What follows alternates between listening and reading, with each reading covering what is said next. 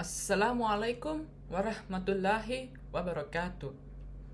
Puji syukur kehadirat Allah Subhanahu wa Ta'ala, karena atas berkat limpahan rahmatnya kita dapat berkumpul secara virtual ini di Zoom ini secara sehat walafiat. Salawat serta salam selalu kita junjungkan kepada Nabi kita Nabi Muhammad SAW, karena atas berkatnya lah kita dapat hidup di zaman yang terang benderang seperti saat ini. Pada kesempatan ini saya akan menyampaikan sebuah pidato tentang penggunaan bahasa Indonesia sebagai identitas dan jati diri bangsa. Teman-teman yang saya hormati, apa jadinya jika kita tidak memiliki bahasa sebagai alat komunikasi? Tentunya kita patut bersyukur karena kita memiliki bahasa pemersatu, yaitu bahasa Indonesia, bahasa yang lahir dari buah kesadaran akan pentingnya persatuan. Bahasa memiliki peran yang sangat penting dalam kehidupan sehari-hari. Kita sudah menggunakan bahasa sebagai alat komunikasi sejak berabad-abad silam. Bahasa lahir bersamaannya dengan berkembangnya masyarakat dan bangsanya itu sendiri. Oleh karena itu, bangsa sangat erat kaitannya dengan budaya dan sosial ekonomi. Tidak heran jika di suatu daerah-daerah di Nusantara memiliki bahasa yang berbeda-beda tetapi untuk maksud yang sama. Bahasa juga dapat berkembang dengan pesat atau sebaliknya, dapat juga musnah dan ditinggalkan oleh pemiliknya. Di tengah arus globalisasi, menimbulkan kecemasan terkikisnya bahasa Indonesia yang baik dan benar. Kecenderungan masyarakat atau para pelajar menggunakan bahasa Inggris sebagai bahasa asing dalam kehidupan sehari-hari semakin tinggi. Yang lebih parah, penggunaan bahasa slang atau bahasa gaul yang mempercampur adukan bahasa Indonesia, bahasa daerah, dan bahasa Inggris. Misalnya pada ujaran, saya mah kalau mau cari info cukup browsing aja di internet. Dalam konteks percakapan antar teman mungkin ini baik-baik saja, tetapi dalam konteks percakapan dalam forum-forum resmi inilah yang sangat berbahaya. Teman-teman yang saya hormati, dalam konteks tertentu menguasai bahasa asing atau bahasa Inggris memanglah sangat diperlukan. Tetapi kebanggaan kita terhadap bahasa Inggris atau bahasa asing jangan sampai mengkikis kecintaan kita terhadap bahasa Indonesia atau bahasa daerah. Ada pepatah mengatakan bahasa menunjukkan bangsa. Jati diri kita sebagai bangsa yang sebagai bagian dari suku-suku di Nusantara dan sebagai bangsa yang mandiri tercermin dari bahasanya.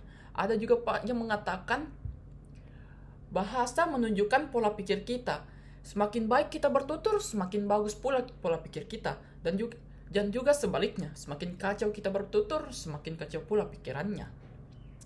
Di saat kita gencar ingin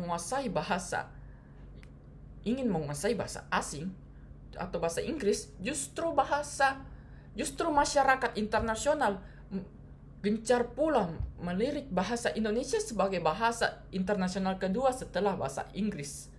Itu dikarenakan para masyarakat internasional ingin membuka lapangan pekerjaan di era pasar bebas. Berbagai bangsa akan mengadu peruntungan ekonomi yang tentunya akan melibatkan para pribumi Indonesia.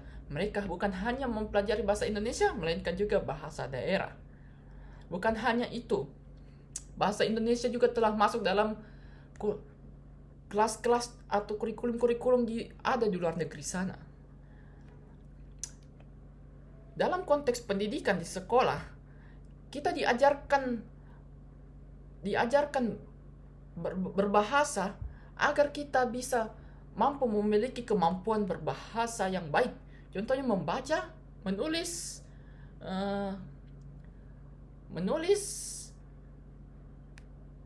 membaca dan menulis. Agar para siswa mampu memiliki kemampuan berkomunikasi secara kritis.